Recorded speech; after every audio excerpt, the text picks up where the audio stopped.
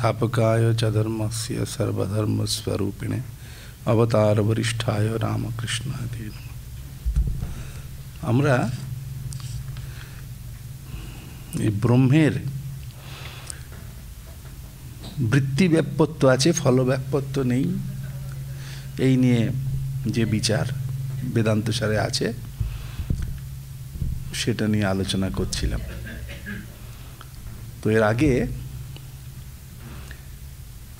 এখানে দেখানো হয়েছে যে পঞ্চদশী থেকে একটা কোটেশন দিয়েছিলেন সদানন্দ যোগীন্দ্র, যে ফলব্যাপ্যত্বমেবাস্য শাস্ত্রকৃত ভীর নিবারিতম ব্রহ্মণ অজ্ঞান নাশায় বৃত্তিব্যাপ্তির অপেক্ষিতা।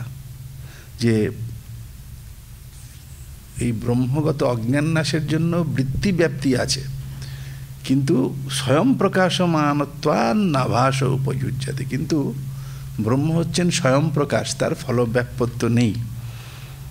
তো এটা দেখাতে গিয়ে এরপরে বলেছেন যে জড় পদার্থাকারাকারিত চিত্তবৃত্তে বিশেষঃ अस्ति। এখন এই যে আমাদের জ্ঞান হয়, যতক্ষণ কিছু একটা জ্ঞান হচ্ছে কোনো বস্তু সম্বন্ধে, ততক্ষণ আমাদের অন্তঃকরণ বৃত্তি হয়। এটা অনেকবার আমরা আগে বলেছি, আগের দিনও বলেছি, যে একটা ঘটের জ্ঞান হতে গেলে সেই ঘটাকারা চিত্তবৃত্তি হয়। চিত্তবৃত্তিটা ওই এমনই একটা জিনিস, সেটা ওই যে বিষয়ের জ্ঞান হবে তার আকার ধারণ করে, তার আকারে আকারিত হয়।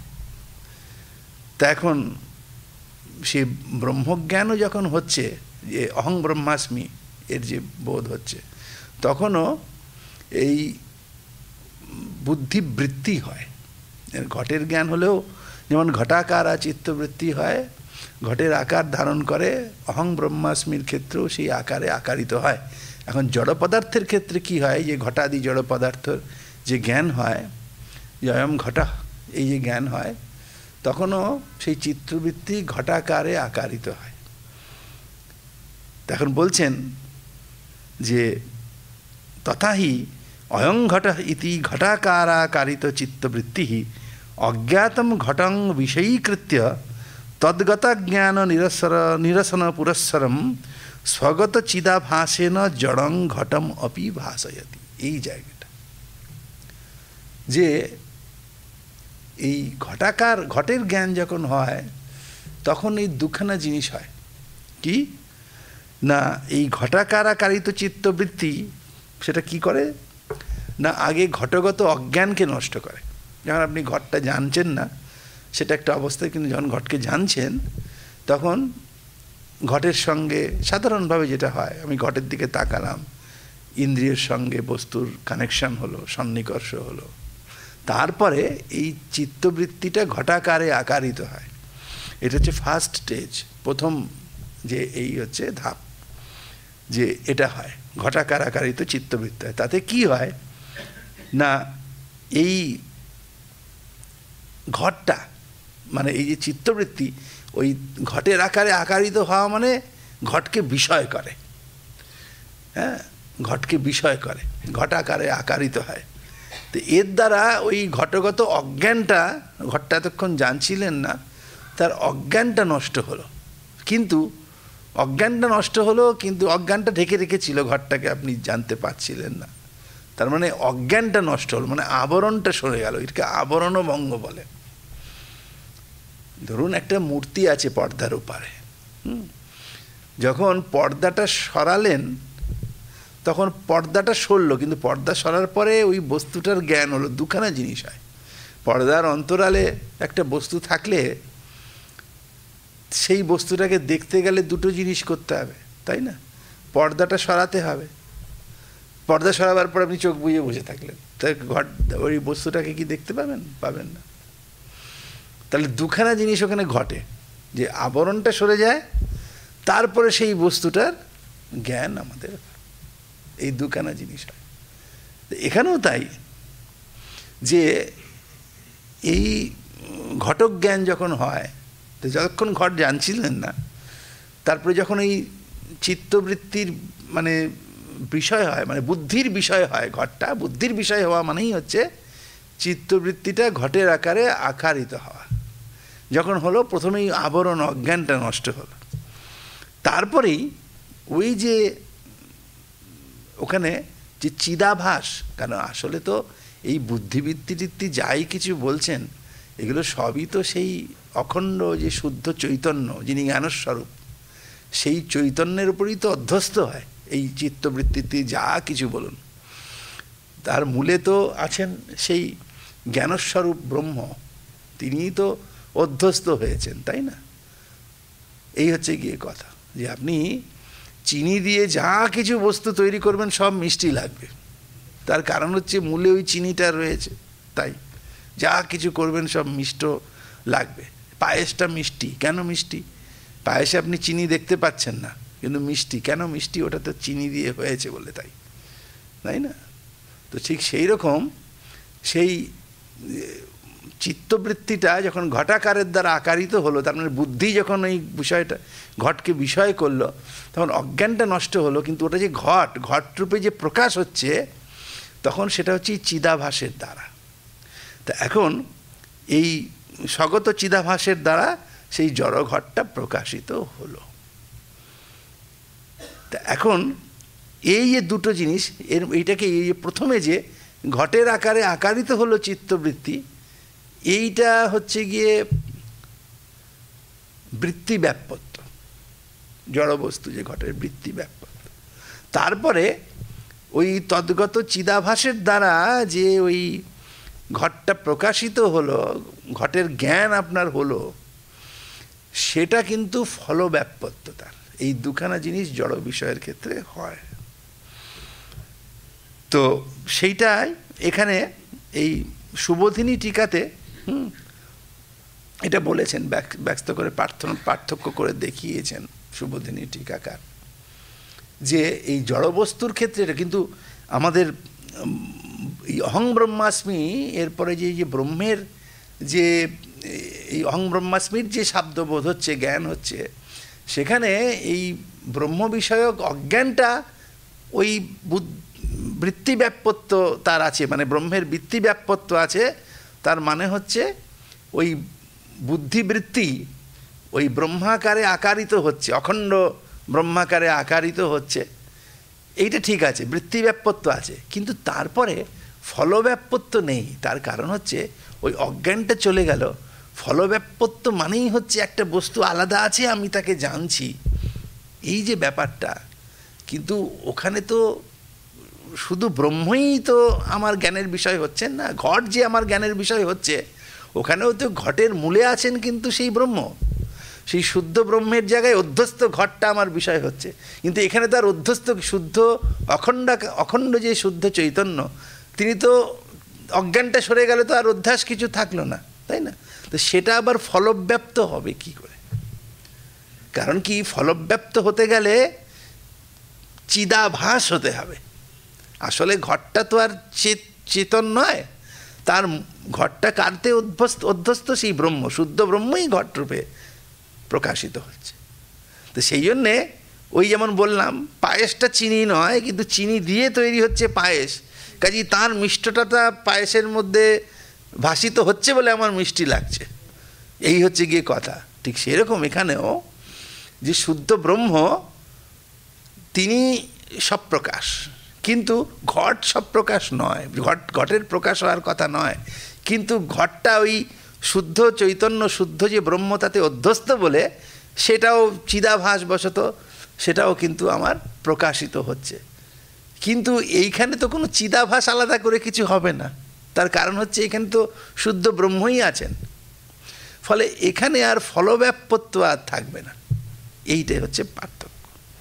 তো সেইটা বলবার জন্যই এই তদুক্তম বুদ্ধিতস্থ চিদাভাসৌ দ্বাবপি ব্যাপ্নুত ঘটম তত্রাজ্ঞানম ধিয়া নশ্যেত আভাসেন ঘটস্ফুরেত।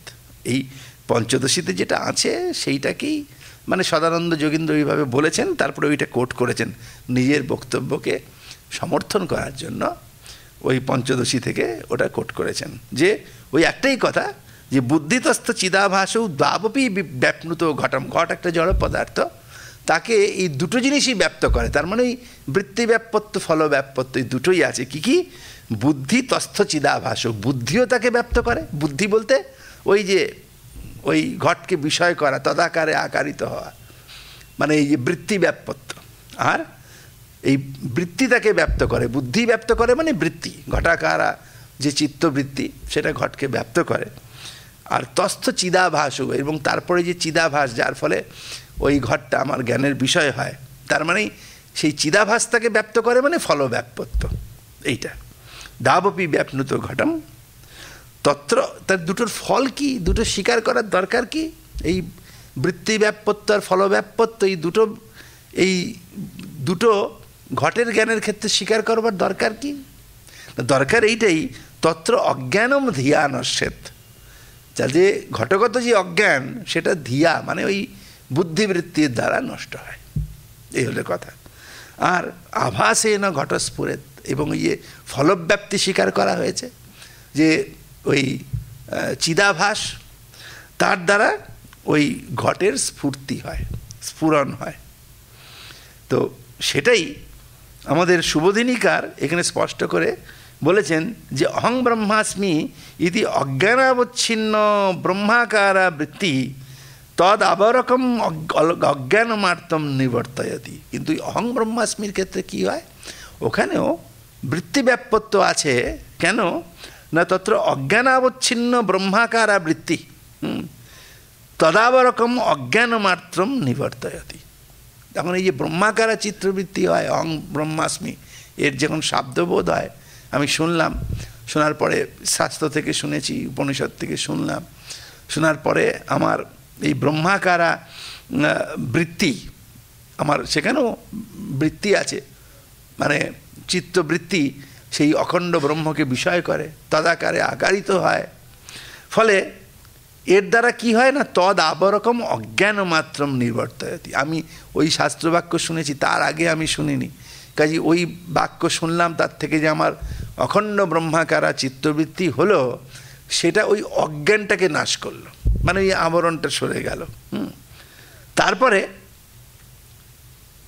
ব্রহ্মতু স্বপ্রকাশাত্মত্বাৎ স্বয়মেব প্রকাশতে নতু বৃত্তি প্রতিবিম্বিত চিদাভাসে ন চৈতন্যং প্রকাশতে। কিন্তু তারপরে আর কোনো এই বুদ্ধির বৃত্তির কোনো ফাংশন নেই।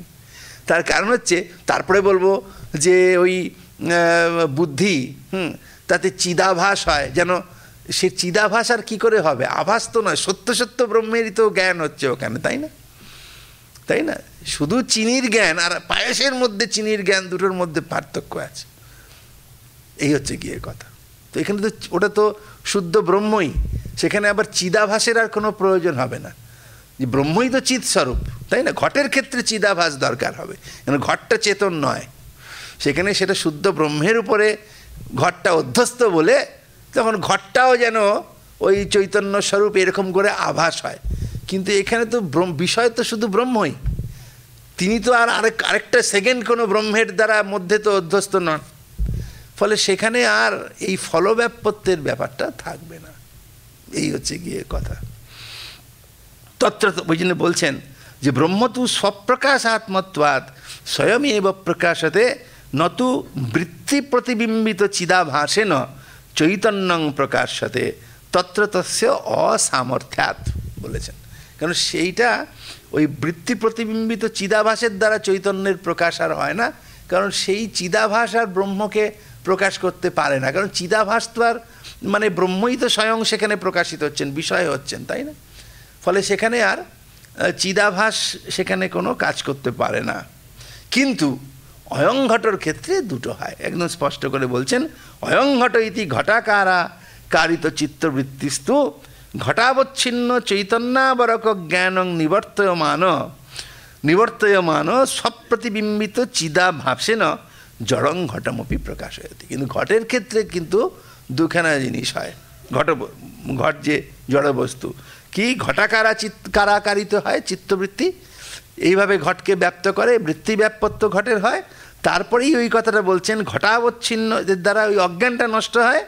তারপরে স্বপ্রতিবিম্বিত চিদাভাসেন জড়ং ঘটমপি প্রকাশয়তি, মানে ওই যে জড় ঘটটা ওটা তো আসলে চেতন নয়, কিন্তু ওই শুদ্ধ চৈতন্যের উপর মধ্যে শুদ্ধ চৈতন্যে ওটা অধ্যস্ত বলে ওটাও তখন ওই মানে চিৎস্বরূপ বলে মনে হয়। কারণ যেটা চিৎস্বরূপ রূপে প্রকাশিত হয় না, চিৎস্বরূপতা যে প্রাপ্ত হয় না, সে কখনো প্রকাশ হতে পারে না, তাই না? তো সেই জন্যে ওই জড়ঘটটা ওই তাতে চিদাভাস হয়, তারপরেই ঘটটা আমার মানে প্রকাশিত হয়, ঘটের জ্ঞান হয়। এই জন্যে ওখানে দুটো জিনিস দরকার হয়, যে সপ্রতিবিম্বিত চিদাভাসেন জড়ং ঘটমপি প্রকাশয়তি অত তত বিশেষ অস্তি। কাজে এই দুটোর মধ্যে বিশেষ আছে, মানে জড়পদার্থের যে জড়পদার্থাকারাকারিত চিত্তবৃত্তি আর অখণ্ড শুদ্ধ চৈতন্যাকারিতা চিত্তবৃত্তি, এই দুটো চিত্তবৃত্তির মধ্যে একটা ভেদ আছে, বিশেষ আছে, সেটাই এখানে তুলে ধরা হয়েছে। আচ্ছা, তো এখন এখানে এই সদানন্দ যোগীন্দ্র আরেকটা মানে দৃষ্টান্ত দিয়েছেন, ওই প্রদীপের দ্বারা ঘটের প্রকাশের দৃষ্টান্ত। এই দুটো এটাকে বোঝাবার জন্য এই দুটো জিনিস কিভাবে হয় বলছেন। যথা দীপম প্রভামণ্ডলম অন্ধকারগতম ঘটপটাদিকম বিষয়ীকৃত্য তদ্গতান্ধকার নিরসন পুরস্সরম স্বপ্রভয়া তদপি ভাসয়তি। এর একদম সুন্দর উদাহরণ, যে একটা অন্ধকারের মধ্যে একটা ঘট রয়েছে, অন্ধকার, ঘরটাকে আমরা দেখতে পাচ্ছি না, একটা প্রদীপ জ্বালানো হলো। সেই প্রদীপটা কি করে? দুখানা কাজ করে। কি কাজ করে না, প্রথমে প্রদীপটা দপ করে জ্বলে উঠে সেখানে যে অন্ধকার আছে সেই অন্ধকারটাকে আগে দূর করে দেয়, অন্ধকারটাকে দূর করে দেয়। তারপরে স্বপ্রভয়া তদপি ভাসয়তি, তারপরে তার প্রভার দ্বারা সেই ঘরটাকে প্রকাশিত করে। এখন ঘরটার মধ্যে নিজস্ব কোনো আলো নেই ঘটের, এই জায়গাটা খেয়াল রাখুন, ঘটের নিজস্ব কোনো আলো নেই। তো ওখানে অন্ধকারের মধ্যে যখন ঘরটা ছিল, অন্ধকারটা দূর হয়ে গেল, মানে প্রদীপ প্রজ্বলিত হয়ে তার কি করে না, প্রথম তার প্রভামণ্ডল কি করে না, অন্ধকারটাকে দূর করে দেয়। তারপরে ওই যে ঘরটা তার সঙ্গে সংযুক্ত হয়ে ঘরটাকে আলোকিত করে বলে আমি ঘরটাকে দেখতে পাই। একটা এইটুকু বলেছে, তার মানে প্রদীপটা দুটো কাজ করে, যাকে অন্ধকারটা দূর করে, তারপরে তার প্রভার দ্বারা ওই ঘরটাকেও প্রভা বিশিষ্ট করে, তখন ঘরটা আমাদের দৃষ্টিপথে আসে। সেই রকম দেখুন, ধরুন একটা অন্ধকার ঘরের মধ্যে একটা ঘট আছে, তাই না? ঘরটা একটা কোণাতে কোথাও রাখা আছে, ঠিক আছে? তো যেই আমি টর্চ জানলাম বা কিছু জানলাম, সেখানে হয়তো ওইখানটার ঘরের অন্ধকারটা দূর হয়ে গেল, তাও আপনি ঘট নাও দেখতে পারেন। যখন ওই আলোটা ঘরটার উপরে পড়লো তখন আপনি দেখতে পেলেন ঘরটা। তার মানে আলোটা অন্ধকার দূর করতে হবে, এটা প্রথম দরকার, তারপরে ঘরটাকে আলোকিত করবে, এই দুটো জিনিস দরকার আছে। তা নাহলে পরে আপনি ঘট দেখতে পাবেন না, কারণ ঘটের নিজস্ব কোনো আলো নেই। আমাদের সমস্ত যারা এই অদ্বৈত বেদান্তের তত্ত্ব মানেন না, যেমন নৈয়ায়িক, তারাও এটা স্বীকার করেছেন যে চাক্ষুষ প্রত্যক্ষের ক্ষেত্রে আলোক সংযোগটা কারণ। আলোক সংযোগ না হলে পরে মানে, কিন্তু আলোকে দেখতে গেলে আর আলো সংযোগের দরকার হয় না, বুঝতে পেরেছেন? আলো দেখতে গেলে আলোকের মানে সংযোগ আর প্রয়োজন হয় না।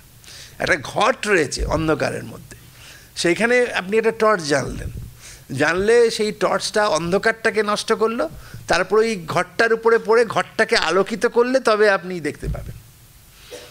এই হচ্ছে ব্যাপার। কিন্তু ধরুন একটা পর্দার আড়ালে একটা প্রদীপ জ্বলছে, আবরণটার জন্য আপনি প্রদীপটাকে দেখতে পাচ্ছেন না, আলোটাকে দেখতে পাচ্ছেন না।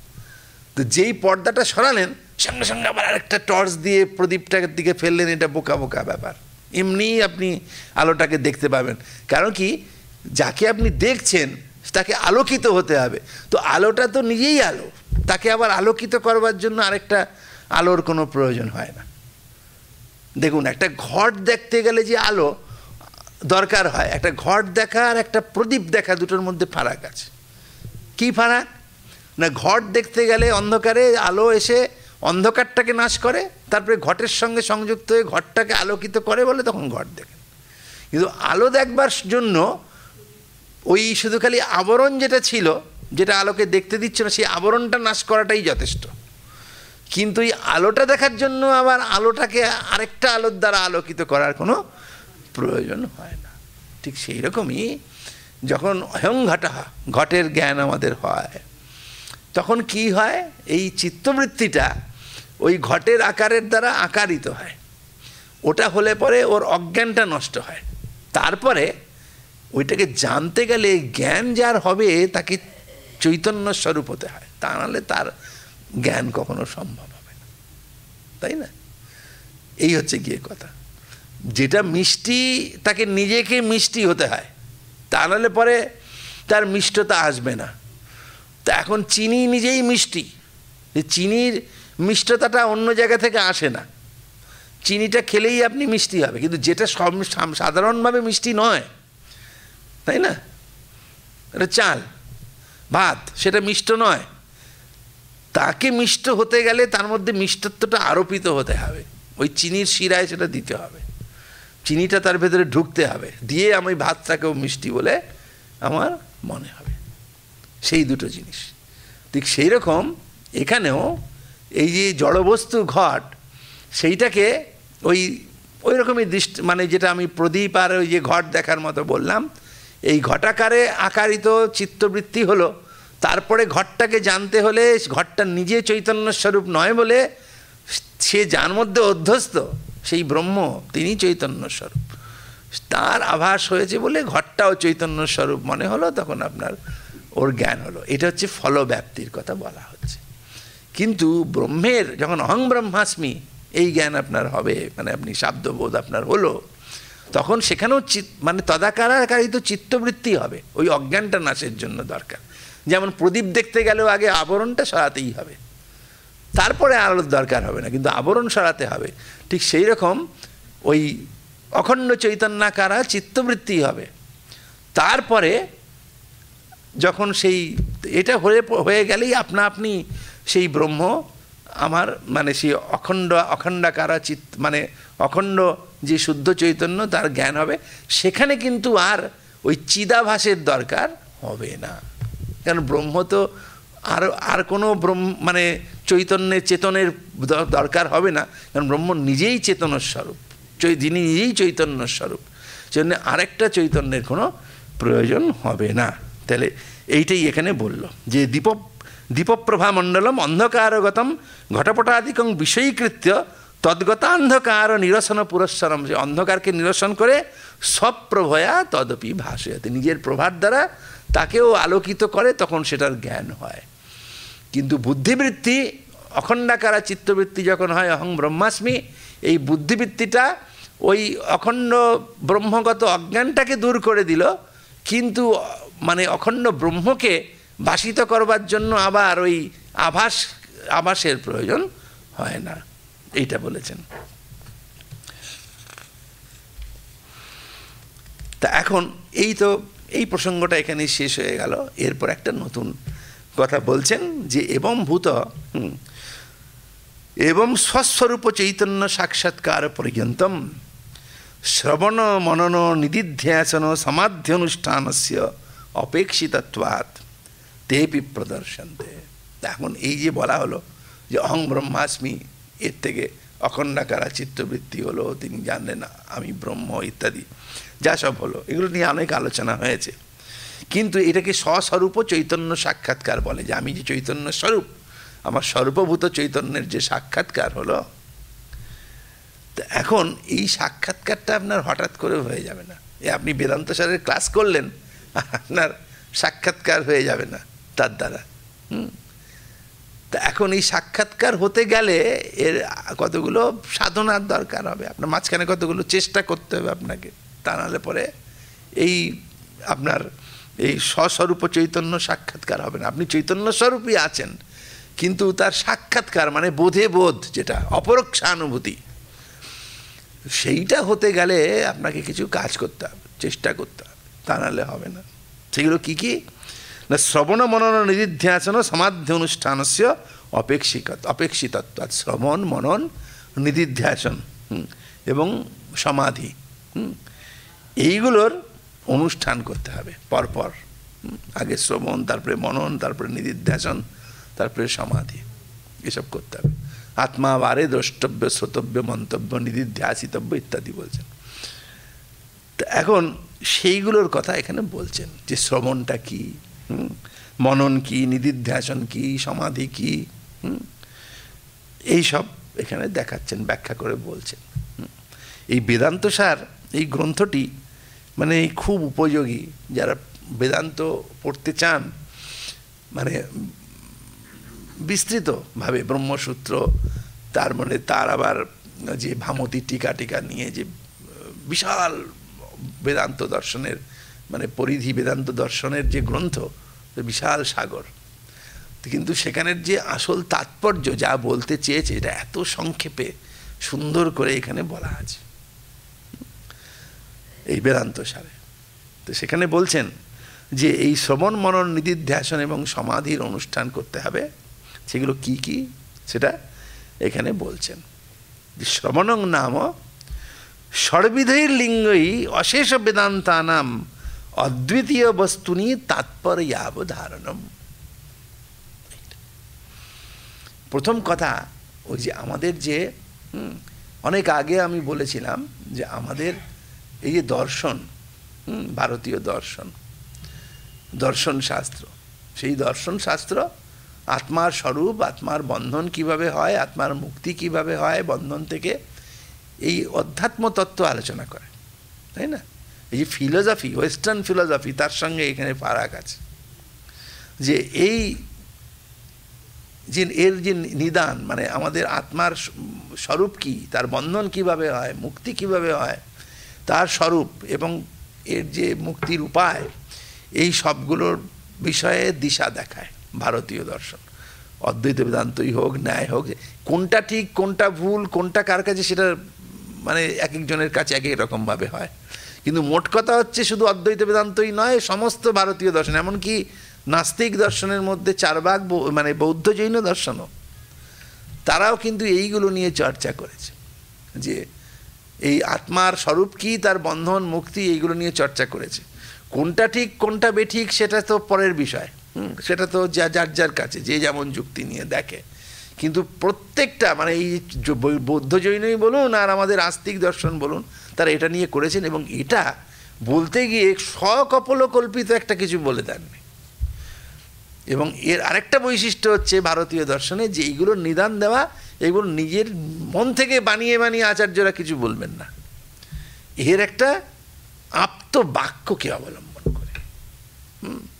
যে কোনো একটা বিশেষ গ্রন্থকে বা কোনো একটা ব্যক্তিবিশেষের বক্তব্য বা কোনো বিশেষ গ্রন্থ যেটাকে প্রমাণ বলে ধরে নিয়েছেন, সেটাও আবার প্রতিপাদন করেছেন কেন ওটা প্রমাণ, এবং সেই গ্রন্থ বা সেই বিশেষ মত অবলম্বন করে বলবেন, নিজের থেকে বানিয়ে বানিয়ে কল্পিত নয়।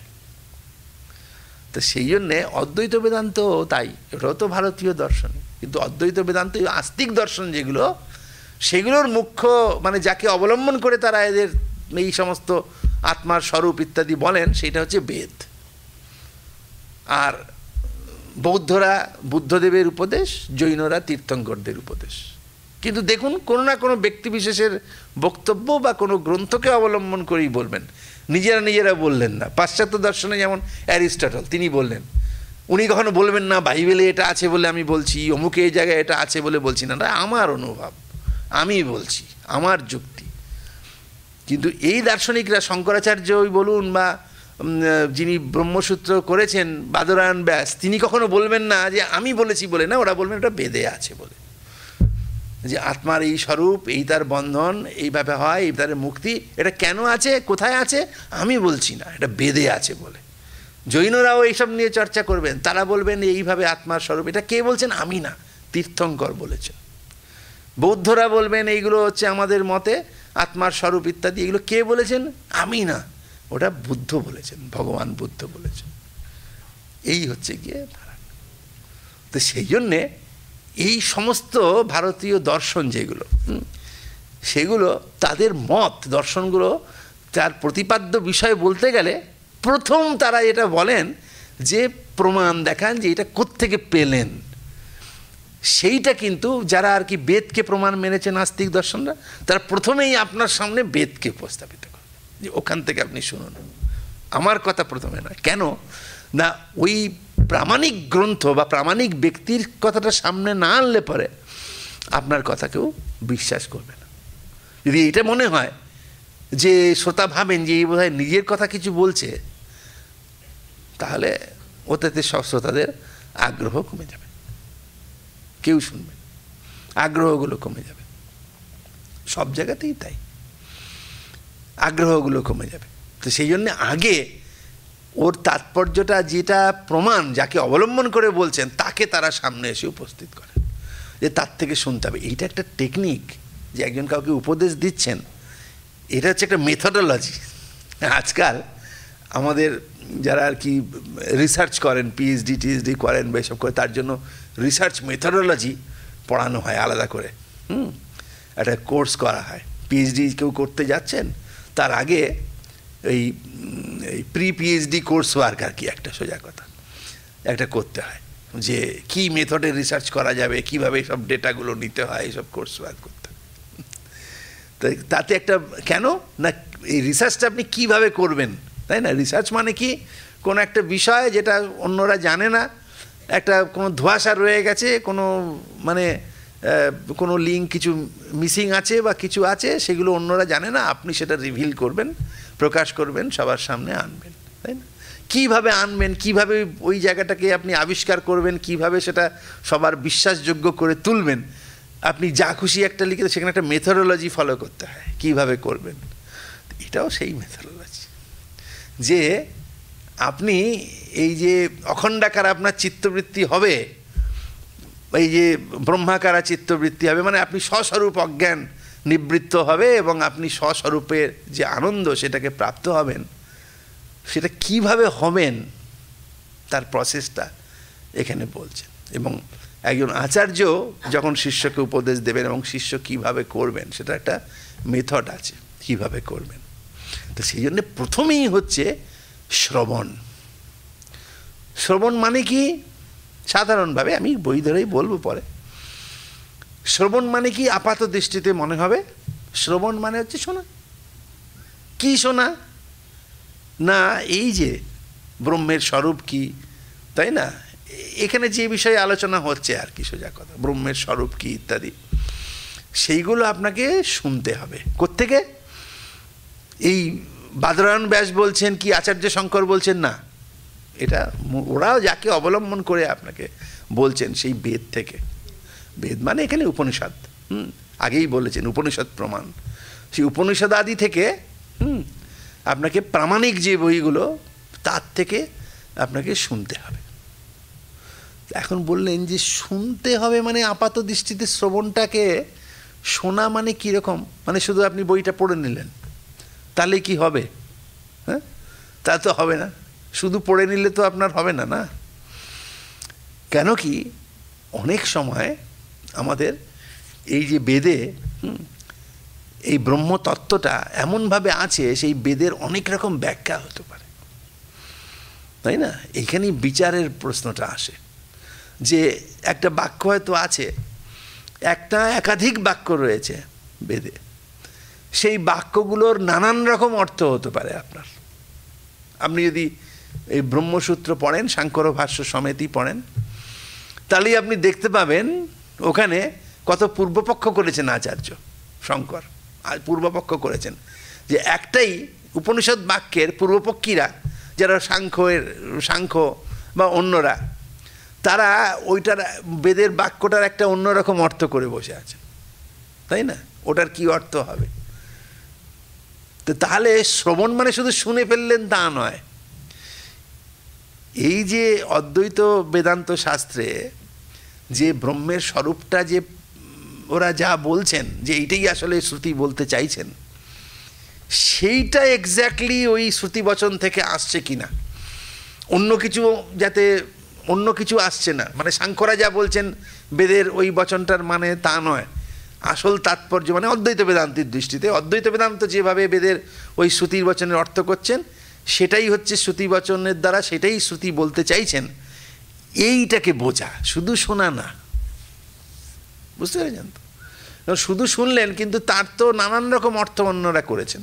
কিন্তু আপনি যখন অদ্বৈত বেদান্তের ছাত্র, হ্যাঁ, মানে অদ্বৈত বেদান্তের সাধন করছেন, আসলে এই এই যে বেদান্ত সার লিখেছেন বইটা, এটা ছাত্র আমি বলছি যেহেতু আমরা পড়াচ্ছি তাই, কিন্তু আসলে এটা যারা সাধন করছেন তাদের জন্য এই বইটা লিখেছেন, কিন্তু শুধু পড়ে টড়ে লিখে একটা পরীক্ষায় নম্বর পাবেন বা শিখলেন সেটার জন্য নয়, মানে এটা পড়ে যারা সাধন করবে সেই অনুযায়ী চলবে তাদের জন্যই বই, তাই না? এটা সাধকের জন্য, এটা কিন্তু মানে শুধু শুনলাম আর কান দিয়ে বেরিয়ে গেল বা পরীক্ষায় গিয়ে লিখলাম আমার পাঠ্য আছে সেটার জন্য। এটা আমাদের মানে ক্লাসেও পাঠ্য আছে, MA ক্লাসে পাঠ্য আছে সংস্কৃতের, তো তাদেরকে আমরা এটা বলি যে বেদান্ত সরকার যদি জানতে পারতেন যে এই বইটার ফল হলো এর উপরে কিছু কোশ্চেন আসবে, সেগুলো উত্তর লিখে পাস করে নম্বর পেয়ে চাকরি, তাহলে তো খুব অবাক হতেন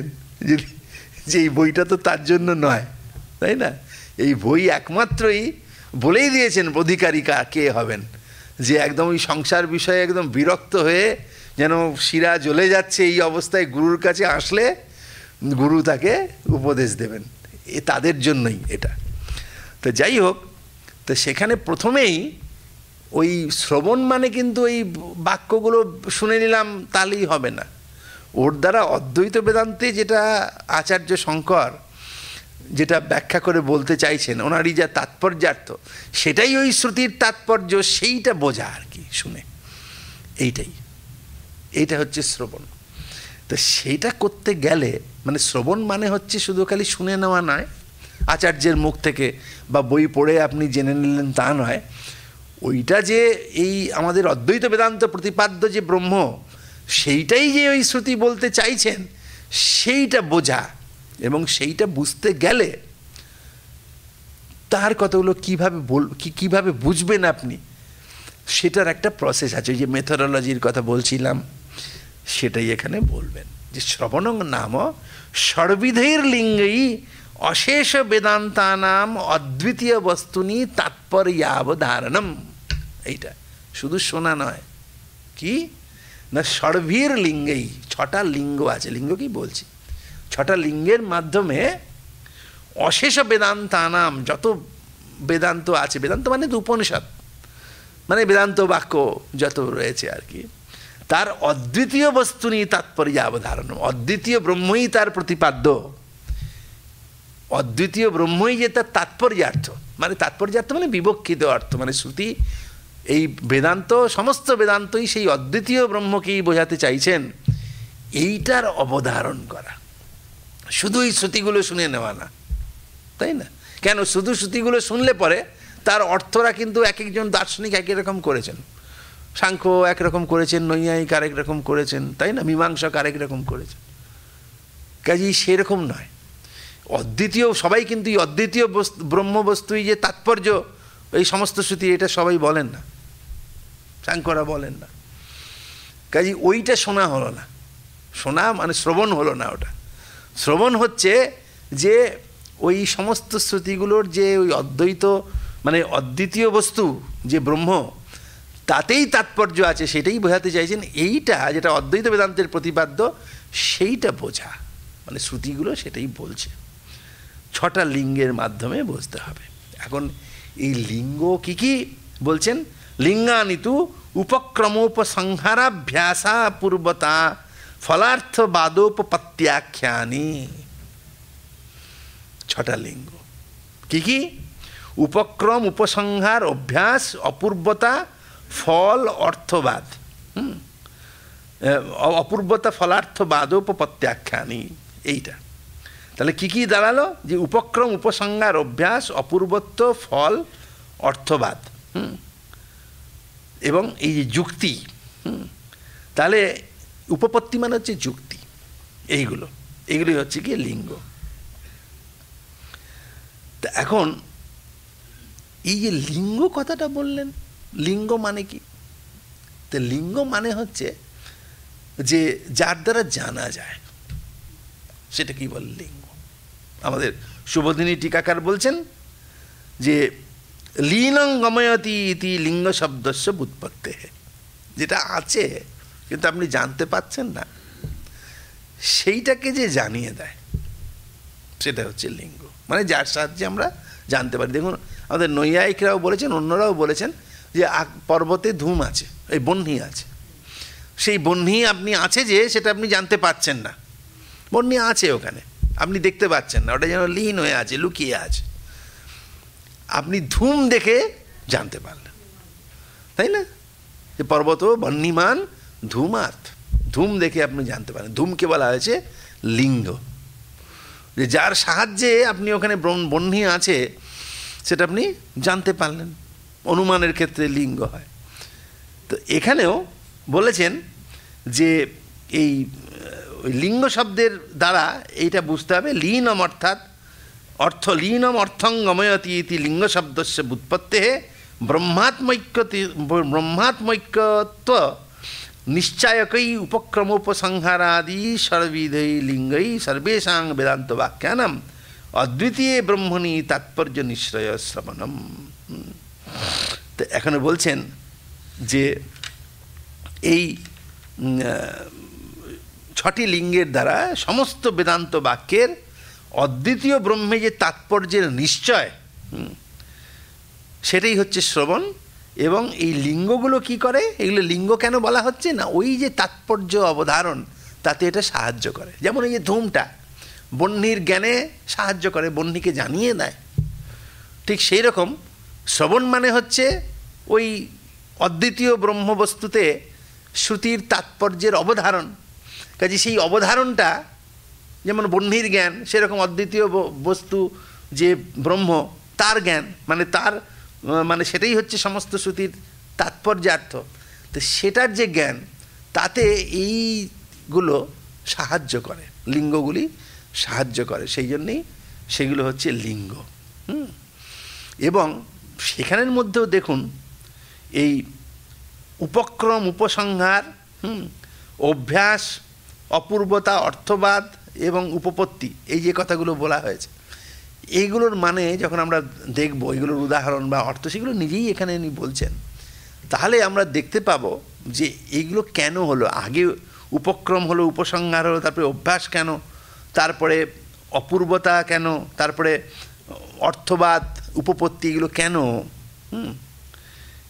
তো এইগুলোই হচ্ছে গিয়ে আমরা দেখতে পাবো যে এগুলো পরপর কেন রেখেছেন, এইটাই হচ্ছে সিস্টেম। কেন এগুলোর দরকার হয়, যে আমি একটা বাক্য পড়লাম, পড়েই তো তার মানে বুঝতে পেরে যাব, কিন্তু এইগুলোর প্রয়োজন কি, এগুলো কিভাবে আমাদেরকে ওই উপক্রম, উপসংহার ইত্যাদি যেগুলো লিঙ্গ, সেগুলো বেদান্ত বাক্যের শ্রবণ করার, মানে বেদান্ত বাক্যটা আমি পড়লাম বা জানলাম, শুনলাম, শোনার পরে এর দ্বারা যে অদ্বিতীয় ব্রহ্মবস্তুই প্রতিপাদ্য, সেইটা জানতে এগুলো কিভাবে সাহায্য করে, এবং কেন এটার পরে এটা, আগে নয় কেন, পরে নয় কেন, এইটাই হচ্ছে, এটা একটা মেথড।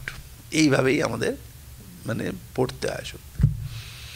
দেখুন, ধরুন এটা ছাড়ুন, যে কোনো একটা বিষয় আপনি ধরুন কারোর কাছে উপস্থাপিত করবেন, যে কোনো একটা জিনিস কেউ জানে না বা সেই বিষয়ে ওরা ইন্টারেস্টেড, কিন্তু সেই বিষয়টা আপনি এদের কাছে উপস্থাপিত করবেন। তো উপস্থাপিত করতে গেলে ধরুন একটা কোনো বাক্যের মিনিং আপনি বোঝাচ্ছেন, তাই না? সেই মিনিংটা হয়তো যাদেরকে বোঝাচ্ছেন তারা জানেন না, কিন্তু তারা এটা জানতেই ইন্টারেস্টেড, আগ্রহী, আপনার কাছে এসেছেন। তাহলে প্রথমেই হচ্ছে কি, ওটার মিনিংটা কি হওয়া উচিত সেটা না ফার্স্ট বলে দিতে হয়, প্রথমেই বলে দিতে হয়। কীভাবে এলো সেটার কথা পরে। আগেই ধরুন একটা বাক্যের মানে আপনার কাছে কেউ জানতে এসেছে, জানতে চায়, কেন জানতে চাইছে, আপনার কাছে কেন এসছে বলুন তো? নিশ্চয়ই ওই বাক্যের নানান রকম অর্থ হয়েছে, তিনি কনফিউজড হয়েছেন, সেই জন্য। বুঝতে পেরেছেন? তা না হলে পরে কনফিউশন না হলে পরে তো প্রত্যেক বাক্যের, মানে আমাদেরকে সারা দিনে আমরা কত বাক্য বলি, তাই না? আমি কত বাক্য বলছি, আপনি কত বাক্য শুনছেন, তো প্রত্যেক বাক্যের ক্ষেত্রেই কি এক একজনের কাছে শুনেই আপনি ডিকশনারি দেখেন, না কি কোনো একজন লোকের কাছে জানি যে ওইটা বললো এর মানে কি বলুন তো, ওইটা বললো তার মানে কি বলুন? তাহলে তো আমরা চলতেই পারবো না, তাই না? বিশেষ বিশেষ কিছু বাক্যের না অনেক রকম মিনিং থাকে, সেইখানে আমাদের কনফিউশন হয়। তখনই আমরা হয় বই ঘাটি, না হয় এই বিষয়টার কারোকে যে জানে তার কাছে যাই, যে একটু দিশা দেখাতে পারে ওটা কি বলল, তাই না? অনেক সময় হয় আমাদের সাংসারিক ঝগড়াঝাটির মধ্যেও হয়, অনেক সময় বিধিয়ে বিধিয়ে কথা টথা বলে না, একটা কথা বললো, প্রশংসাই হয়তো করলো, এই বলে এই কী বললো বলো তো, এটা তো নিশ্চয়ই এর ভেতরে কিছু অন্য ইনার মিনিং আছে, এটা আমায় খোঁচা দিল না, কিছু একটা বললে, এরকম হয় না আমাদের? এই তুই বলতো এটা যে বললো শুনলি, মানে হ্যাঁ না এই নিশ্চয়ই একটা কিছু ভেতরে বলেছে। তো তখন সে বলল হ্যাঁ তাই হবে, সে বুঝিয়ে দিল, তখন বলে হ্যাঁ ঠিক ধরেছি, আমার একটা সন্দেহ ছিল যে একটা নিশ্চয়ই আমাকে বিধিয়ে কিছু একটা বলেছে, ঠিক বলছিস, হ্যাঁ তো এইটাই। অথবা একজন বলে না না তুমি ওরকমভাবে নিও না কথাটা, এটা কিন্তু এরকম বলেনি, যদি এই বলতো তাহলে এই বলতে পারতো। ও আচ্ছা আচ্ছা তাহলে আমি ভুল ভেবেছিলাম, ঠিক আছে বাবা তুই আমাকে নিশ্চিন্ত করলি, আমার একটা সন্দেহ হচ্ছিল। যাই হোক, মানে কোনো একটা বিশেষ বিশেষ বাক্যের ক্ষেত্রেই আমাদের এগুলো সংশয় হয়, তখনই আমাদের এই নির্ধারণ করবার জন্য মানে কারো কাছে যেতে হয় বা কিছু করতে হয়, পরিশ্রম করতে হয়। সব বাক্যের ক্ষেত্রে এটা হয় না। তা এখন এই যে সংশয় হয় কোনো বাক্য নিয়ে, তার বাক্যের মিনিং বুঝতে গেলে, তো যার কাছে আপনি যাবেন, গিয়ে বললেন যাচ্ছে এই বাক্যটার, শুধু এই ঝগড়াঝাটি সাংসারিক ক্ষেত্রেও যেমন হয় অন্য ক্ষেত্রেও হয়, তাই না? কোনো লিটারেচার, টেকনিক্যাল লিটারেচার পড়ছেন বা সেই সবের ক্ষেত্রে বেশি হয়, যে পারিভাষিক শব্দ যেগুলো যেখানে রয়েছে, এটা একটা সাধারণ আপনাদের সাংসারিক এর কথা বললাম, কিন্তু তাছাড়াও এমনিও কোনো একটা মানে টেকনিক্যাল লিটারেচার কিছু পড়তে যাচ্ছেন বা কিছু যেখানে পারিভাষিক শব্দ আছে সেখানেও আমাদের সংশয় হয়, তখন সেই বিষয়ে যারা জানেন তার কাছে যেতে হয়। তো দুটো ক্ষেত্রেই ওই যার কাছে আপনি কোনো একটা বিষয়ে গেলেন তার কাছে যেতে যেতে কী বললো বলুন তো, কী বললো বলো তো, এটার মানেটা, তো সেই ব্যক্তি এটা যখন বোঝাবে তখন কী করবে, যেটা তার অর্থ বলে মনে হচ্ছে সেই অর্থটাকে আগে বলে দেবে। প্রথম কথা হচ্ছে যে আগে অর্থটাকে বলে দিতে হবে, মানে যেটা সিদ্ধান্ত সেটা বলে দিতে হবে, তারপরে প্রমাণ করতে হবে যে কিভাবে সেই সিদ্ধান্তে সে পৌঁছল, তাই না? কিভাবে সেই সিদ্ধান্তে পৌঁছলো সেইটা তাকে পরে ব্যাখ্যা করতে হবে। আমাদের যে এই এখন যে সমস্ত রিসার্চ হয় পিএইচডিতে, তাই না, তাতেও কিন্তু এই মেথোডোলজি আছে। প্রথমে বলছে যে যে সিদ্ধান্ত আপনি করতে যাচ্ছেন সেটাকে আগে বলে দেবেন, বলে দেওয়ার পরে তার রিজন দেবেন যে কেন আপনি এটা বলছেন, তারপরে সেই রিজনগুলোকে এক্সপ্লেন করবেন যুক্তি দিয়ে, দিয়ে এইটা না এখন ওই পিএইচডি করবার আগে একটা কোর্স ওয়ার্ক হয়, সেখানে অনেক লেকচার দিতে হয়, সেখানে গিয়ে ছাত্রদের এটা বোঝাতে হয়। কিন্তু আমি সেসব ক্লাস নিতে গেলে এইগুলো বলি যে এইগুলো কিছু নতুন নয়, আমাদের শাস্ত্রে অনেক আগে থেকেই এইসব মেথোডোলজিগুলো আছে, তাই না? অনেকে শুধু বলে হ্যাঁ যা বলছেন সব বেদে আছে, সব সংস্কৃতে আছে, সব এসে আছে, হাসির কথা নয়, সত্যিই আছে, এই তো বই এগুলো দেওয়া আছে। সদানন্দ যোগীন্দ্র যখন লিখছেন তখন আমাদের এইসব রিসার্চ মেথোডোলজি ওই পাশ্চাত্য থেকে শিখে এসে এসব করেননি, যে উনিও ইংল্যান্ডে গেছিলেন, গিয়ে আমেরিকায় গিয়ে শিখে এসে এসব মেথোডোলজির কথা বলেননি। এইটাই তো, এই কথাগুলোই তো ওখানে আছে। দেখবেন আপনি বইয়ে ইন্টারনেটে খুললে পরে রিসার্চ মেথোডোলজিতে এইরকম সব বলে, এইটার পর এটা করতে হবে তাহলে সেটা সবার কাছে গ্রাহ্য হবে। তো অনেক আগেই আমাদের এখানেই এরা সব করেছেন, শাস্ত্রকাররাই সেসব করেছেন, এখানেই বলে দিয়েছেন সেসব কীভাবে করতে হয়, যে প্রথমেই সিদ্ধান্তটা বলে দিতে হবে, তাই না? আপনাদের অনেক আগে হয়তো বলেছিলাম যে ইনার মিনিং কতগুলো থাকে, তাই না? যে একদিন সূর্য অস্ত গেছে, তো একজন পাগল হোক বা কোনো শেয়ানা কোনো লোক যাই হোক, সে বলতে বলতে যাচ্ছে সূর্য অস্ত গেছে, সূর্য অস্ত গেছে, সূর্য অস্ত গেছে, গতস্তমর কহ মানে সূর্য অস্ত গেছে, এটা বলতে বলতে যাচ্ছে। এই অর্থাৎ স্বাভাবিক অর্থ কি, সূর্য অস্ত গেছে। কিন্তু একজন ব্রাহ্মণ সেটা শুনে ভাবলো যে না, এর একটা ইনার মিনিং আছে, এর মিনিং হচ্ছে যে আমাকে সন্ধ্যা বন্দনা করতে বলছে। বলে কী করে? বললো তো সূর্য অস্ত গেছে। বলে না, সূর্য অস্ত গেছে এটা আবার বলার ব্যাপার? ও তো আমি এমনি ওই যে বললাম না যে বিভিন্ন কথা শুনলে মনে হয় একটা আপাত অর্থ, কিন্তু এর ভেতরে ইনার মিনিং আছে। সূর্য অস্ত গেছে তো সবাই দেখতে পাচ্ছে, এটা আবার ঘোষণা করার দরকার কি? এর তাৎপর্য হচ্ছে ও বলতে চাইলো যে তুমি ব্রাহ্মণ, সূর্য অস্ত গেলে তোমার কি করার কথা? সন্ধ্যা বন্দনা তুমি করো। যে একজন পড়ার মানে একটা ছেলে, তার পড়বার কথা, সে ঘুমিয়েই পড়েছে। মা গিয়ে ডাকলেন, কটা বাজে? 6টা বেজে গেছে। তার তাৎপর্য 6টা বেজে গেছে নয়, তার তাৎপর্য হচ্ছে তুমি পড়ো, এইটা বলা। 6টা বেজেছে তো তাৎপর্য নেই, মা যা বললেন। আসলে বলতে চাইলেন যে এখন তুমি পড়ো, ওটাই হচ্ছে আসল কথা, তাই না? তো এখন এই যে সে ব্রাহ্মণ ভাবলো যে আমাকে এখন সন্ধ্যা বন্দনা করবার কথা বলছে। একজন চোর শুনে বলল যে ও খুব ভালো উপকার করেছে, আমি তো কত কিছু কাজে ব্যস্ত ছিল, সূর্য অস্ত গেছে, তাহলে তো আমাকে রেডি হতে হবে, চুরি করতে যেতে হবে। তার মানে ও আমাকে এখন চুরি করবার কথা বলছে, সূর্য অস্ত গেছে এটা আসল অর্থ নয়, তাই না? এইরকম আর কি। তাহলে দেখুন একটা শব্দেরই কত রকম অর্থ কতজন বুঝলো, কিন্তু স্বাভাবিকভাবে বোঝা গেল না, ওটা বিচার করে এইটা বুঝতে হলো মানে। তো ঠিক সেই রকম আমাদের উপনিষদ বা শ্রুতিতে যে বাক্যগুলো রয়েছে তার অদ্বিতীয় ব্রহ্মবস্তুতে যে তাৎপর্য, সেটা সবাই বলবেন না, সাংখ্যরা তা বলবেন না, অন্যরা বলবেন না, কিন্তু অদ্বৈত বেদান্তের যে ছাত্র শিষ্য, তাকে সেইটা বুঝতে হবে বিচার করে। এই যে বিচার করে তার তাৎপর্য অবধারণ, ওটাই হচ্ছে শ্রবণ। এবং সেই শ্রবণ করতে গেলে প্রথমেই তাকে কি করতে হবে না, ওই যখন এই শ্রবণটা সে গুরুর কাছ থেকে করছে, তো গুরু কিভাবে তাকে করবেন, মানে সেই শ্রবণটা করাবেন কিভাবে, বা আমিও শ্রবণ করব কিভাবে, প্রথমে আমাকে এই মানে ওই যার কাছে আমি গেছি তার মিনিংটা বলতে। একজন বললো, আরে এই যে বললো যে এখন সূর্য অস্ত গেছে, আমাকে কি বলতে চাইলো রে? বলে আরে আপনাকে বলতে চেয়েছে যে আপনি এখন সন্ধ্যা বন্দনা করুন। এইটা প্রথমে বলে দিতে হবে, তারপরে বলতে হবে কি করে এই সিদ্ধান্তে আসা গেল যে সন্ধ্যা বন্দনা যে করতে বলছে, আগে সিদ্ধান্তটা বলতে হবে।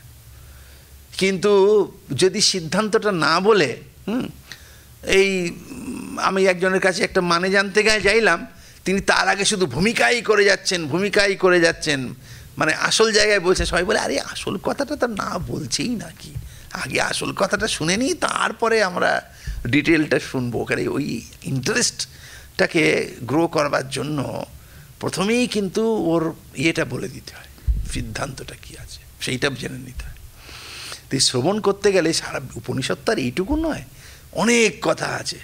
হ্যাঁ, তার মধ্যে ওই উপনিষদেও ওই উপক্রম এবং উপসংহার এগুলো দেখতে, মানে তার কথাগুলো পাওয়া যায়। উপক্রম মানে শুরুতে কি কথাগুলো বলা রয়েছে, এবং তার থেকে অখণ্ড ব্রহ্মের কথা বলা হচ্ছে, এবং শেষেও কোনো কথা থাকবে, সেখানেও অখণ্ড ব্রহ্মের কথাই বলা থাকবে, তাহলেই বোঝা যাবে ওইটাই তাহলে সিদ্ধান্ত। ফলে উপক্রম এবং উপসংহার এইটা আগে দরকার।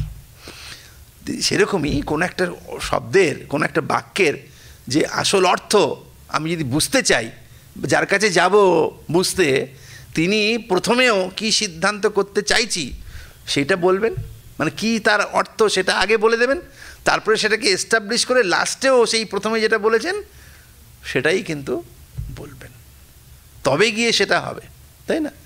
কাজেই উপক্রম উপসংহার সব জায়গাতেই আমরা যে ইনফারেন্স করি, আমাদের লজিক, এটা ন্যায়শাস্ত্রের মধ্যেও কিন্তু সেটাই বলে। ধরুন এই যে আপনারা কিছু কিছু ন্যায়শাস্ত্র পড়েছেন, ন্যায়শাস্ত্র পড়লেই যেন ধূম দেখে বহ্নির অনুমান, এইটাই একদম প্রথম আমাদের সামনে এসে উপস্থিত হয়। তারও যে প্রসেস নৈয়ায়িকরাও করেছেন, ন্যায়শাস্ত্রের এই যে বিষয় প্রতিপাদনের শৈলী, সেটা কিন্তু অদ্বৈত বেদান্তও নিয়েছেন, কৌশলটা নিয়েছেন, অনেকেই সবাই নিয়েছেন। ওই জন্য ন্যায়শাস্ত্রকে প্রদীপ সর্ববিদ্যানাম ইত্যাদি বলা হয়। তো ওখানেও বলছে ধূম দেখে বহ্নির অনুমান যে হয়, সেখানেও আগে প্রথমে, মানে আমি যদি অন্য কাউকে সেই অনুমানটা করাতে যাই, হ্যাঁ, ধূম দেখে বহ্নির অনুমানের জন্য আর অন্য কারো কাছে যেতে হয় না, মূর্খ ছাড়া কেউ যাবে না, সাধারণ বুদ্ধি আছে ধূম দেখে অনুমান। একটা উদাহরণ বলা হচ্ছে আর কি সাধারণভাবে, যে একজন সে ধূম দেখে বহ্নির যে আছে সেটা বুঝতে পারছে না, কিন্তু আমি তাকে বোঝাতে চাই। তো বোঝাতে গেলে কি করতে হবে, প্রথমে কিন্তু আমাকে সিদ্ধান্তটা বলে দিতে হবে যে দেখো, বলছি এইটা এটা ধূম দেখতে পাচ্ছি, ধোঁয়া, এটা কি একটা জিনিস দেখতে পাচ্ছি। বলে শোনো, আগে বলে দিচ্ছি যে ওইখানে পাহাড়ে আগুন আছে, সিদ্ধান্তটা আগে বলে দিতে হবে। ওরা ওখানে বলেছেন পঞ্চাবয়ব বাক্য প্রয়োগ করতে হয়, প্রথমেই প্রতিজ্ঞা যে পর্বত বহ্নিমান, এটা আগে বলে দিতে হবে। তারপরে ওকে বোঝাতে হবে যে আমি ওখানে কিভাবে গেলাম, তার জন্য তাকে হেতু, তারপরে উদাহরণ এসব উপস্থাপিত করতে হয় যে দেখো কেন বললাম। তারপরে তাকে বোঝাতে হয় যে দেখো ওখানে যেহেতু ধূম আছে, আর যেখানে যেখানে ধূম থাকে সেখানে সেখানে আগুনও থাকে, যেমন রান্নাঘর বা অন্যান্য জায়গায় তুমি দেখেছো। এগুলো যুক্তিটা, কিন্তু আগে সিদ্ধান্তটা বলে নিলাম। হ্যাঁ, প্রথমেই কাউকে বলি না যে শোনো ওখানে যে ধূম দেখছো, ধূমের সঙ্গে কিন্তু বহ্নির একটা সম্বন্ধ আছে, অমুক তমুক। বলে এইগুলো হঠাৎ বলছে কেন, কি বলতে চাও সেটা আগে বলো। আগে বলে দিতে হবে যে ওখানে পর্বতে বহ্নি আছে, এটাই আমি কিন্তু তোমাকে বোঝাতে চাচ্ছি। এবারে কেন বহ্নি আছে সেই যুক্তিগুলো লাস্টে বললাম, তাই না? তারপরে প্রতিজ্ঞা, তারপরে হেতু, উদাহরণ, উপনয়, তারপরে লাস্টের নিগমন বলেছেন। সেই নিগমনেও কিন্তু পর্বত বহ্নিমান, তসমাৎ তথা এসব বলেছেন। প্রথমেও বলেছেন প্রতিজ্ঞাটা পর্বত বহ্নিমান, শেষেও গিয়ে বললেন তাতে কি দাঁড়ালো, পর্বতটা বহ্নিমান। পঞ্চাবয়ব বাক্যেও দেখি, এখানেও দেখুন উপক্রম এবং উপসংহার। প্রথমেও বলছি যে বলছেন এখানে উপক্রম উপসংহার এগুলো করতে হবে। তো এইসবই বলছেন যে লিঙ্গানিত উপক্রম উপসংহারাভ্যাসা পূর্বতা ফলার্থাববাদ প্রত্যাখ্যানি তদুক্তং বলে এগুলো সমস্ত বলেছেন। তা আমি বলতে চাইছি যে এইগুলো নিয়ে আমরা পরের দিন এখানে আলোচনা করেছেন সদানন্দ যোগীন্দ্র, যে এখানে এই উপক্রম উপসংহার এগুলো কি, এবং এর মাধ্যমে কিভাবে সমস্ত শ্রুতির অখণ্ড ব্রহ্মেতে তাৎপর্য, এটা বুঝতে গেলে এইগুলো ক্রমে ক্রমে কিভাবে দরকার, কিভাবে সাহায্য করে, উপক্রম উপসংহার কি, তারপরে অভ্যাস কি, অপূর্বতা ইত্যাদি কি, সেগুলো সদানন্দ যোগীন্দ্র নিজেই বলবেন আর কি। কিন্তু আমি সেটার ভূমিকা করে রাখলাম যে এটা এই জন্য দরকার, প্রত্যেকটার একটা মানে সিস্টেম আছে, এটা হচ্ছে মেথডোলজি। এই মেথডেই আমরা এটা বুঝতে পারবো, শ্রবণ করতে পারবো। এই শ্রবণের এই লিঙ্গগুলো, ছখানা লিঙ্গ আছে, সেটা কি কি তাদের স্বরূপ, সেগুলো আমরা পরের দিনে এগুলো নিয়ে আলোচনা করব। আজকে এই পর্যন্তই থাকলো। ওম নিরঞ্জনং নিত্যমনন্ত রূপং ভক্তানুকম্পাধৃত বিগ্রহং বৈ ঈশাবতারং পরমেশমিত্যং তং রামকৃষ্ণং শিরসানম।